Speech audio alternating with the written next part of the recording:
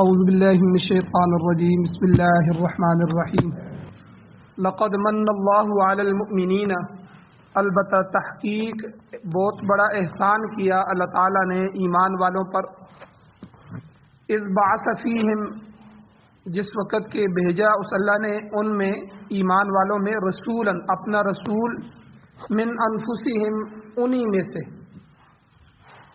اور اس کی ڈیوٹی کیا ہے، مقصد بعثت، فرائض نبوت کیا ہیں کہ وہ یتلو علیہم آیاتہ، وہ ان پر اس اللہ کی آیتوں کو تلاوت کرتا ہے۔ دوسرے نمبر پر وہ یزکیہم، وہ پیغمبر ان ایمان والوں کا تزکیہ نفس کرتا ہے، تزکیہ کرتا ہے۔ تیسرا وہ یعلمہم الکتاب، اور وہ پیغمبر ان کو کتاب کی تعلیم دیتا ہے، کتاب سکھاتا ہے۔ والحکمہ، اور اس کے ساتھ حکمت اور دانائی کی باتیں بھی سکھاتا ہے۔ وَإِن كَانُوا مِن قَبْلُ لَفِي ضَلَالٍ مُبِينٍ، اور بے شک یہ لوگ اس سے پہلے، یعنی پیغمبر کے آنے سے پہلے، کھلی گمراہی میں تھے۔ سورہ آل عمران کی آیت نمبر 164 آپ کے سامنے تلاوت ہوئی ہے، آپ نے ترجمہ سماعت فرمایا۔ اس آیت کے متعلق 5 درس پیچھے گزر چکے ہیں، آج چھٹا درس ہے، کیونکہ حضور علیہ الصلوۃ والسلام کے دنیا میں آنے کی جو مقاصد ہیں، اللہ تعالیٰ نے ان مقاصد کو اس آیت میں، اس ایک آیت میں بیان فرمائے۔ ان میں سے 2 چیزیں تفصیلاً گزر چکی ہیں، 2 مقاصد نبوت۔ پہلا یتلو علیہم آیاتہ، کہ وہ ان پر اس اللہ کی آیتوں کی تلاوت کرتا ہے، تلاوت قرآن مجید کا سکھانا۔ اور تلاوت کیا ہے، تلاوت کے آداب کیا ہیں، اس کے احکام کیا ہیں، یہ سارے تفصیل پیچھے درسوں میں گزر چکی ہے۔ اور دوسرے نمبر پر وہ یزکیہم، کہ وہ پیغمبر ان لوگوں کا تزکیہ کرتا ہے، تصوف، یعنی پیغمبر صحابہ کے لیے پیشوا تھے، پیر تھے، مرشد تھے، اور صحابہ حضور کے مرید تھے، اپنے آپ کو حوالے کر دیا تھا پوری محبت کے ساتھ کہ جو آپ تجویز فرمائیں گے ہم اسی پہ چلیں گے۔ تو شیخ اور مرید کا جو تعلق ہوتا ہے وہ یہی ہوتا ہے کہ مرید کامل اپنے شیخ کامل کے حوالے کر دیتا ہے کہ آپ جس طرح اللہ والے ہیں مجھے بھی اللہ والا بنا دیں۔ تو اس کے لیے تصوف ہے، اور 2 درس پیچھے تفصیلاً اس پر گزر چکے ہیں۔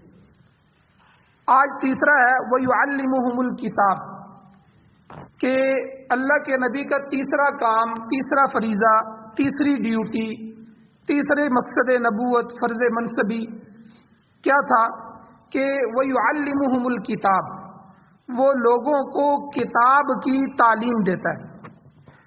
کتاب سے مراد قرآن پاک ہے، کہ حضور لوگوں کو قرآن مجید کی تعلیم دیتے ہیں۔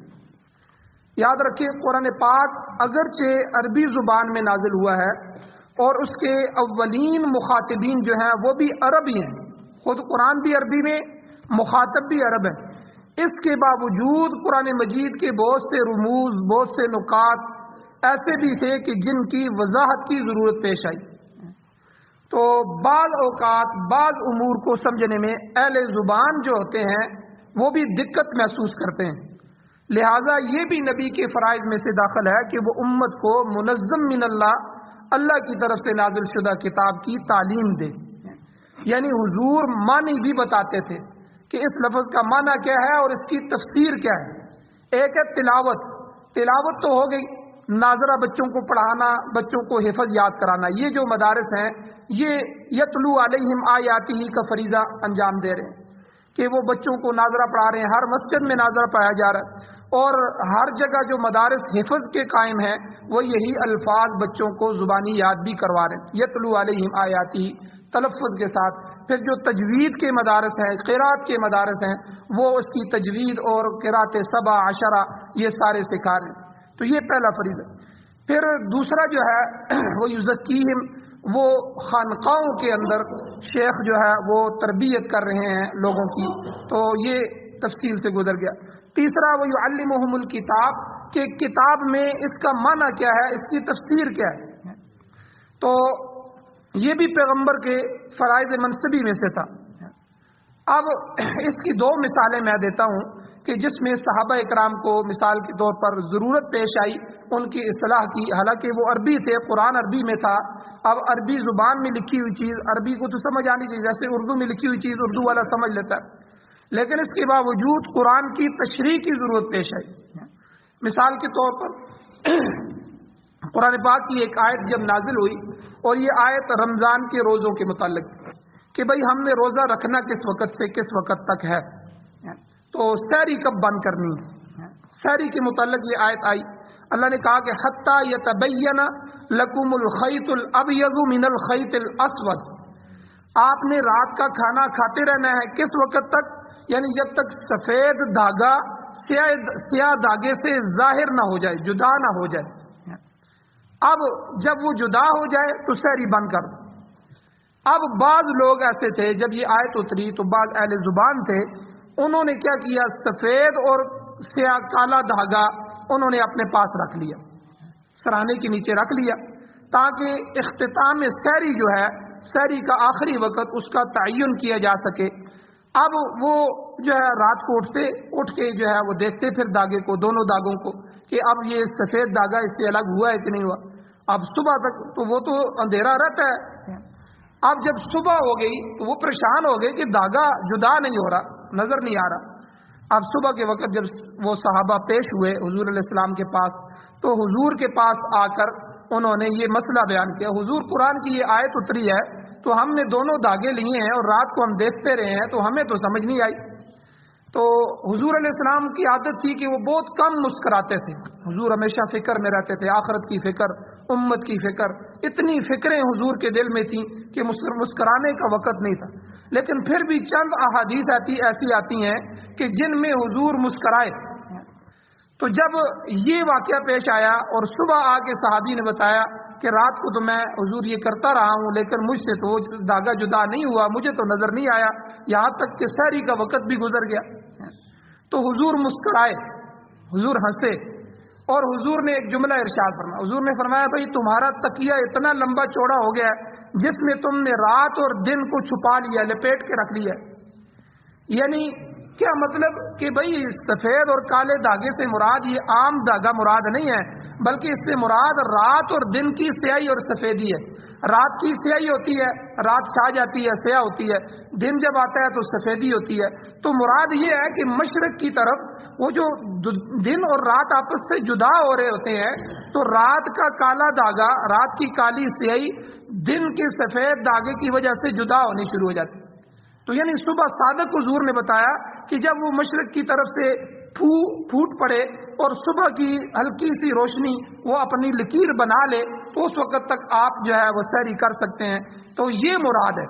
اب دیکھیں اہل عرب تھے، اہل زبان تھے، قرآن عربی میں تھا، لیکن وہ اس کو نہیں سمجھ سکے، اس میں تشریح کی ضرورت پیش آئی تو حضور نے تشریح فرما دی، اور بلکہ اس اشتباہ کو دور کرنے کے لیے دوبارہ اللہ نے پھر وحی بھیجی، اور اس وحی میں ایک لفظ اترا، یعنی وحی کبھی ایسی بھی آئی ہے حضور علیہ الصلوۃ والسلام پر جس میں پوری صورت نازل ہوئی، کئی رکوع نازل ہوئے، کئی دفعہ ایسی وحی بھی آئی ہے کہ جس میں ایک آیت نازل ہوئی، تو یہ ایک لفظ نازل ہوا من الفجر، اللہ نے اس کا اضافہ کر دیا۔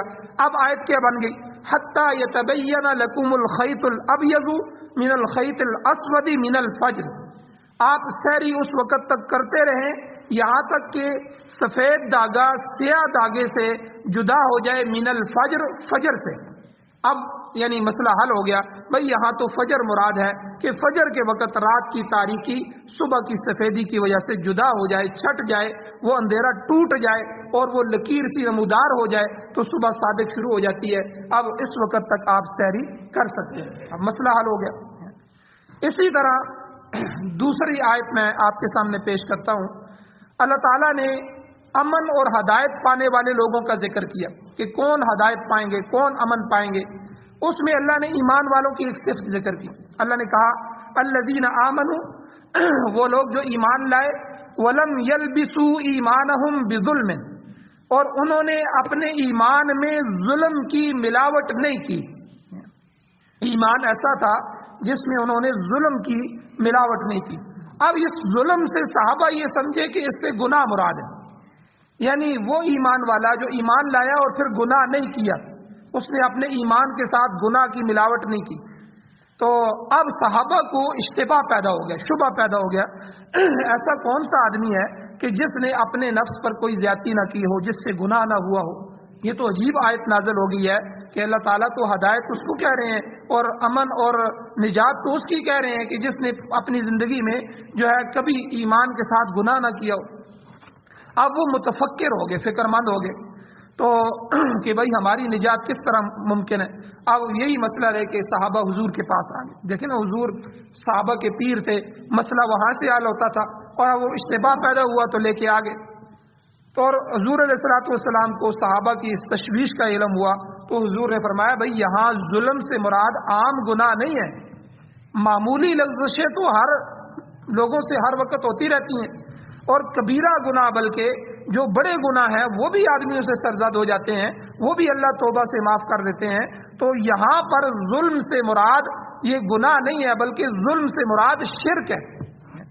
اب دیکھیں حضور نے تشریح فرما دی کہ اب منع کیا ہوگا کہ بھئی جو شرک سے محفوظ رہا اس کی نجات ممکن ہے، جو شرک سے محفوظ نہیں رہا اس کی نجات ممکن نہیں۔ تو اب منع ہو گیا الذین آمنوا، وہ لوگ جو ایمان لائے، ولم یلبسوا ایمانہم بظلم، اور انہوں نے شرک کے ساتھ اپنے ایمانوں کو ملوث نہیں کیا، شرک کے ساتھ انہوں نے ملاوٹ نہیں کی۔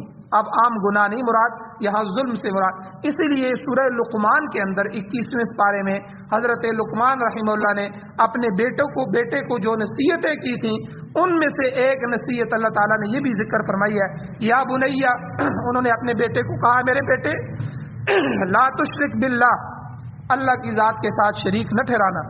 کیوں؟ ان الشرک لظلم عظیم، کہ شرک بہت بڑا گناہ ہے۔ اللہ تعالیٰ نے فیصلہ فرما دیا ہے ان اللہ لا یغفر ان یشرک بہ ویغفر ما دون ذلک، اللہ ہر خطا کو چاہے گا تو معاف کر دے گا لیکن شرک کو اللہ معاف نہیں کرے گا۔ یہ لقمان علیہ السلام اپنے بیٹے کو نصیحتیں فرما رہے ہیں اور قرآن میں آیتیں اتر رہی ہیں۔ تو اس لیے شرک بہت بڑا گناہ ہے، یہ معاف نہیں ہے۔ باقی بدعات ہیں، گناہ ہیں، آدمی معافی مانگے، توبہ کرے، اللہ اس کو معاف کر دیتے ہیں، لیکن شرک معاف نہیں۔ اب یہاں سے کیا سمجھ آیا کہ حضور کی بعثت کا تیسرا مقصد یہ تھا کہ حضور جہاں الفاظ قرآن کے بیان کرتے وہاں حضور قرآن کے معنی بھی بیان کرتے، قرآن کی تشریح اور تفسیر بھی حضور کے ذمہ تھی۔ یہ وَيُعَلِّمُهُمُ الْكِتَابَ کو يَتْلُو عَلَيْهِمْ آیَاتِهِ سے الگ اللہ نے ذکر کیا کہ اللہ کی کتاب کی تلاوت بھی کرتے ہیں۔ اب تلاوت میں تو الفاظ آ جاتے ہیں، الفاظ ان کو سکھاتے ہیں۔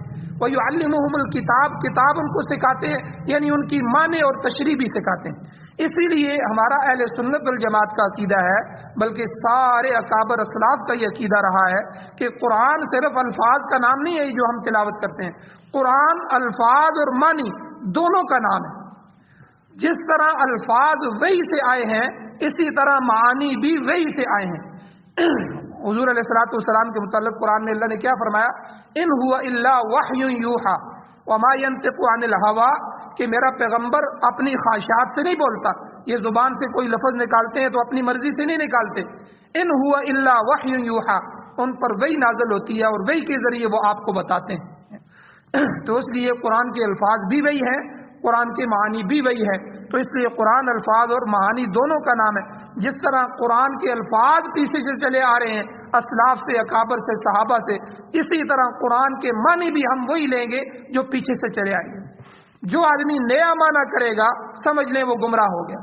آج کے جتنے بھی گمراہ فرقے ہیں وہ قرآن کے الفاظ کا انکار نہیں کرتے، وہ کہتے ہیں ہم سارے قرآن کو مانتے، الفاظ یہی ہیں، وہ صرف معنی میں تبدیلی کرتے ہیں۔ میں آپ کو دو مثالیں دیتا ہوں مرزا قادیانی مرزائیوں کی، کہ مثال کے طور پر مرزائی کہتے ہیں کہ ہمارا عقیدہ ہے کہ قرآن میں اللہ نے بیان فرمایا خاتم النبیین، حضور نبیوں کو ختم کرنے والے ہیں، نبیوں کے سلسلے کو توڑنے والے ہیں، ختم کرنے والے، آخری نبی ہیں، حضور کے بعد کوئی نبی نہیں آئے گا۔ یہ خاتم النبیین کا معنی۔ اب خاتم کا کئی معنی ہیں، عربی میں ایک ایک لفظ کے کئی معنی ہوتے ہیں، لیکن یہاں کون سا معنی ہمیں حضور نے سکھایا؟ یہاں معنی سکھایا گیا ہے جو صحابہ سے چلا آ رہا ہے، اسلاف سے، اکابر سے اور پیچھے سے چلا آ رہا ہے، وہ معنی یہ ہے کہ وہ خاتم النبیین کا معنی کہ حضور نبیوں کے سلسلے کے خاتم ہیں، آخری ہیں، ختم کرنے والے ہیں۔ اب حضور کے بعد یہ سلسلہ بند ہو چکا ہے، اب قیامت تک کوئی نبی نہیں آئے گا، یہ معنی ہے۔ لیکن مرزائی خاتم کا دوسرا معنی لیتے ہیں، ختم اللہ علی قلوبہم، اللہ نے ان کے دلوں پر مہر لگا دی۔ وہ کہتے ہیں ختم کا معنی قرآن میں بھی بیان ہوا ہے اور عربی میں دوسرا معنی مہر کا بھی ہوتا ہے۔ وہ کہتے ہیں یہاں خاتم النبیین کا مطلب یہ ہوگا کہ نبیوں کی مہر لگانے والے، یعنی کیا مطلب کہ اب حضور علیہ الصلوۃ والسلام تک تو باضابطہ نبی نہ آتے رہے، اب حضور کے بعد جو بھی نبی آئے گا وہ حضور کی مہر سے آئے گا، جس پر حضور کی مہر ہوگی وہ نبی بنتا جائے گا۔ لہذا مرزا قادیانی پر بھی حضور کی مہر تھی، اس لیے وہ کہتے ہیں مرزا قادیانی کو ہم ڈائریکٹ نبی تو نہیں کہتے، وہ ہم کہتے ہیں جی وہ ذلی اور بروزی نبی ہے۔ ذل سائے کو کہتے ہیں کہ وہ حضور کا سایہ ہے، جس طرح ایک آدمی کا سایہ ہوتا ہے، اصل تو آدمی ہوتا ہے، سایہ اصل نہیں ہوتا، لیکن سایہ ہوتا تو اسی کا ہے۔ تو کہتے ہیں یہ تو حضور کا مرزا قادیانی جو ہے یہ اصل نہیں ہے بلکہ ذل ہے، یعنی تعویلیں کر کے معنی کو بدل کے وہ کفر کے اندر چلے گئے۔ آپ دیکھیں اب زبردستی کہتے ہیں دیکھیے جی ہم مسلمان ہیں، ہمیں یہ لوگ کافر کہتے ہیں، ہمیں اپنی مسجدیں نہیں بنانے دیتے، ٹھیک ہے، ہمیں حکومت میں حصہ نہیں دیتے، یہ اور کئی طریقوں سے ختم نبوت کا جو خانہ ہے اس کو ختم کرنے کی کوشش کی گئی۔ اب دیکھیں کیا ہوا، انہوں نے ایک معنی بدل دیا، ایک معنی اور مرزائی بدلتے ہیں، میں آپ کو بتاتا ہوں۔ وَبِالْآخِرَةِ هُمْ يُوقِنُونَ، شروع میں قرآن اللہ ذکر کرتا ہے ایمان والوں کی صفات کہ وہ الذین یؤمنون بالغیب ویقیمون الصلاۃ ومما رزقناہم ينفقون، آگے والذین یؤمنون بما انزل، کہ ایمان والے نماز پڑھتے ہیں، جو ہم نے دیا اس میں سے خرچ کرتے ہیں، اور غیب بن دیکھی چیزوں پر ایمان لاتے ہیں، اور حضور پر جو کتاب نازل ہوئی ہے اس پر بھی ایمان لاتے ہیں، پہلی کتابوں پر بھی ایمان لاتے ہیں۔ وبالآخرۃ ہم یوقنون، اور آخرت پر وہ یقین رکھتے ہیں، ایمان والوں کی صفت ہے کہ آخرت کا ایک دن آنے والا ہے۔ تو اب یہاں آخرت کا معنی جو معنی چلا آ رہا ہے اسلاف سے، حضور سے، صحابہ سے، وہ معنی کیا ہے کہ آخرت قیامت کے دن پر، حشر کے میدان پر وہ یقین رکھتے ہیں کہ وہ آخری دن آنے والا ہے۔ لیکن مرزائی کیا معنی کرتے ہیں، وہ کہتے ہیں جی یہاں آخرت سے مراد آخری نبی ہے، کہ حضور پر بھی ایمان لاتے ہیں، حضور کی کتاب پر بھی، اور ایک اور آخری نبی آنے والا ہے اس کا وہ یقین رکھتے ہیں۔ اب دیکھیں معنی بدل دیا، الفاظ نہیں بدلے، اس لیے یہ بات یاد رکھی جائے قرآن الفاظ اور معانی دونوں کا نام ہے۔ اب مرزا انجینئر ہے، اب اس نے اور اس طرح سے جو جتنے بھی لوگ ہیں ہمیشہ یاد رکھیں کئی منکرین حدیث بن گئے، انہوں نے حدیث کا ہی انکار کر دیا، وہ اس طرح کافر بن گئے۔ کئیوں نے حدیث کا انکار نہیں کیا، قرآن کا انکار نہیں کیا، ان کے معنی بدل دیے۔ تو یہ سارے لوگ جتنے بھی گمراہ ہوئے ہیں، جاوید احمد غامدی ہے اور یہ لوگ ہیں، یہ سارے کے سارے معنی بدلنے کی وجہ سے گمراہ ہو گئے۔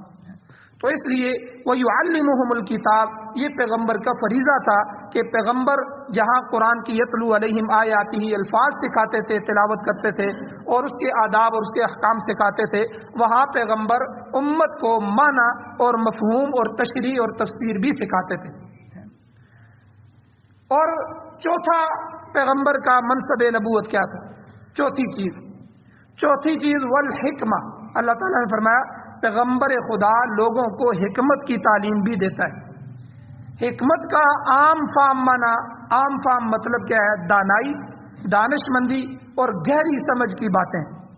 حضور علیہ السلام کی جو کلام ہے، حدیث ہیں، حضور نے خود فرمایا کہ میں جوامع الکلم ہوں، مجھے اللہ نے مختصر کلموں میں ایک جملہ حضور ارشاد فرماتے ہیں تو علماء نے اس ایک حدیث پر پوری کتابیں لکھ دی ہیں، یعنی دریا کو کوزے میں بند کرنے کی طرح۔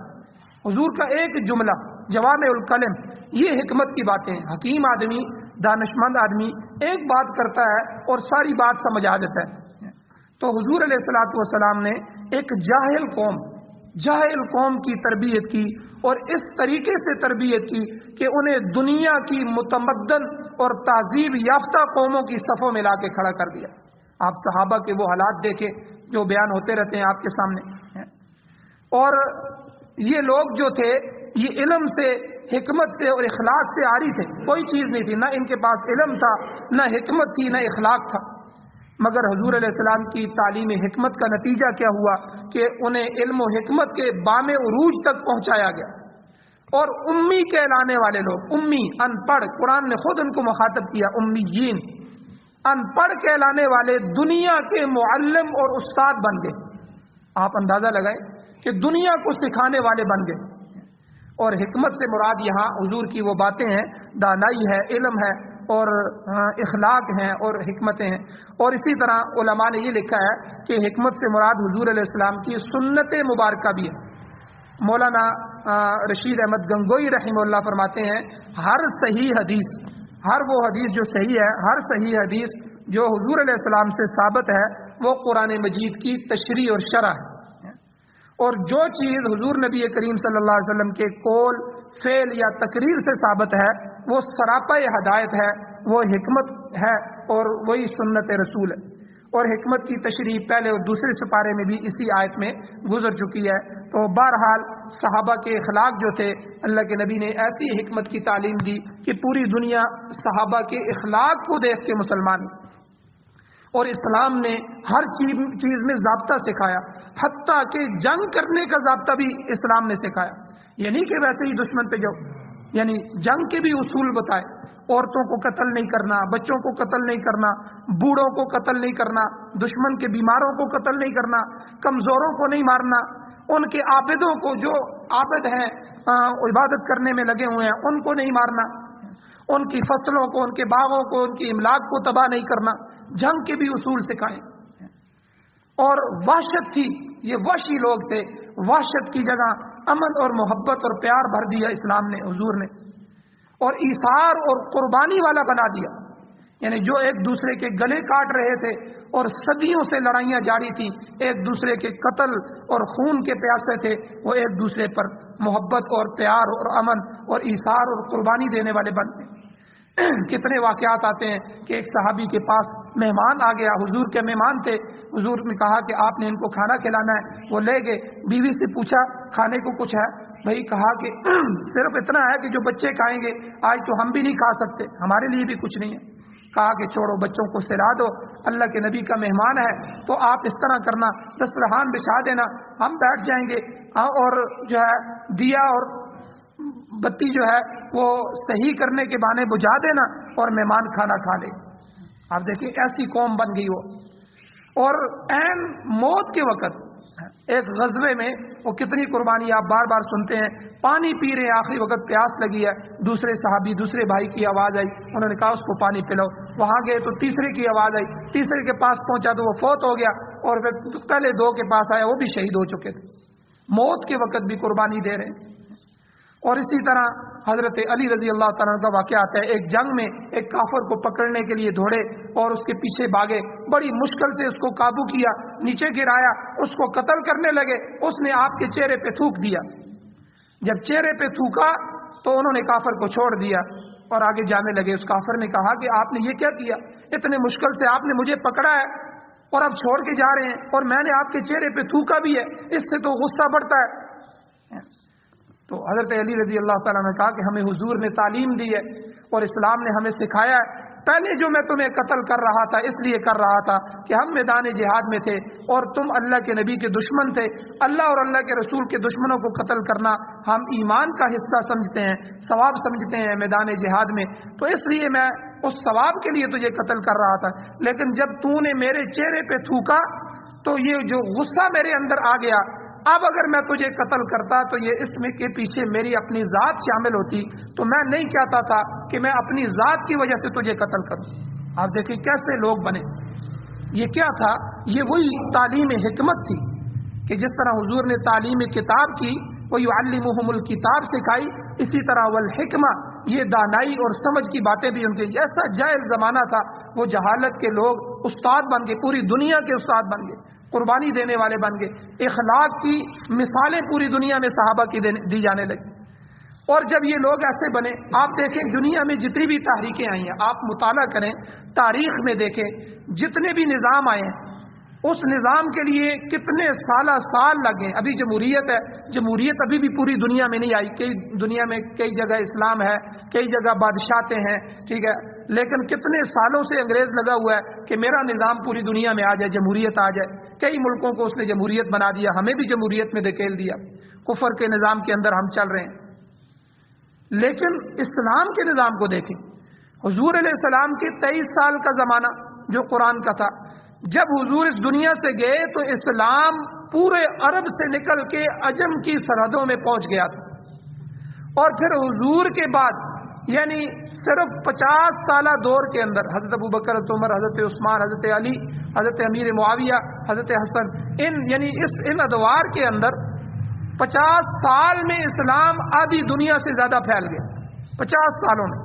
تو یعنی ایک تحریک کا اتنے چند سالوں میں پوری دنیا میں پھیل جانا، یعنی ایک اس کی مثال اس طرح سمجھ لیں، افریقہ کے جنگلوں کے کوئی بدو ہوں، افریقہ کے جنگلوں کے وحشی لوگ، وہ دنیا میں اپنا نظام لانا چاہیں اس متمدن دنیا میں، تو وہ اپنے نظام کے لیے کتنی کوشش کریں گے؟ نہ ان کے پاس وسائل ہیں، نہ ان کے پاس جو ہے پرنٹ میڈیا ہے، نہ الیکٹرانک میڈیا ہے، نہ سوشل میڈیا ہے، کوئی چیز نہیں ہے، کوئی ہتھیار نہیں ہے، کوئی نہیں ہے، اور اچانک 20 30 50 سالوں میں ان کا نظام دنیا میں پھیل جائے تو یہ معجزہ نہیں ہے؟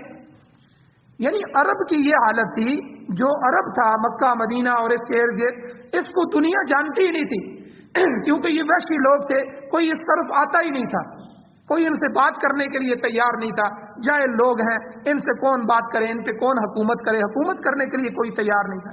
لیکن اللہ کے نبی صلی اللہ علیہ وسلم نے جب حکمت کی تعلیم دی ان کو، جب ان کو پالش کیا، جب ان کو تیار کیا، تو یہ وہ قوم بنی کہ پھر پوری دنیا میں 50 سالوں میں اسلام کو انہوں نے پھیلا کے رکھ دیا، اللہ اور اللہ کے رسول کے دین کو 50 سالوں میں۔ وہ سمجھ لیں افریقہ کے بدوؤں کی طرح ان جاہل قوم نے پھر وہ معلم بنے، وہ استاد بنے، پوری دنیا میں اس نظام کو غالب کر دیا۔ اور اس لیے اللہ نے یہاں آخری جملہ یہ فرمایا، وَإِن كَانُوا مِن قَبْلُ لَفِي ضَلَالٍ مُبِينٍ، بے شک حضور کی بعثت سے پہلے یہ لوگ صریح گمراہی میں تھے۔